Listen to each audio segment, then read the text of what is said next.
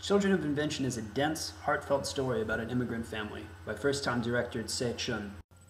From the first scene, the movie is tightly focused on story, and hardly a scene goes by that doesn't reveal or express something about the main characters.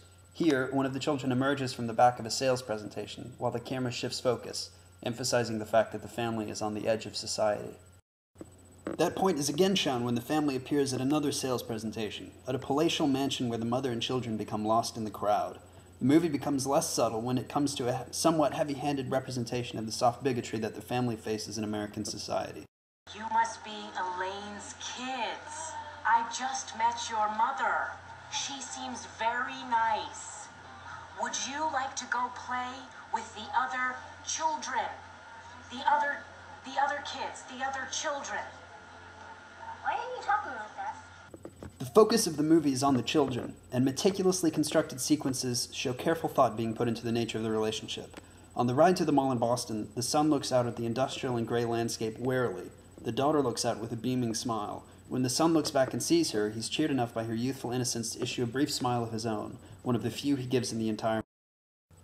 The differences between the children play out throughout the sequence at the mall. The son is just getting old enough to become aware of the problems the family faces. It wears him down, and he seems depressed and anxious. He worries for the future of the family and wants to help his mother, even though he knows she's making bad decisions. The daughter is young and carefree. She's not old enough to understand what's going on yet, and both mother and son want to protect her as long as they can.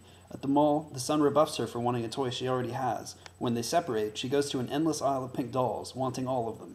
The son instead goes to play video games he knows he will never own. Meanwhile, the mother works at a payphone. One of the overarching themes of the movie is the steps that Raymond, the son, takes towards independence, mentally and physically.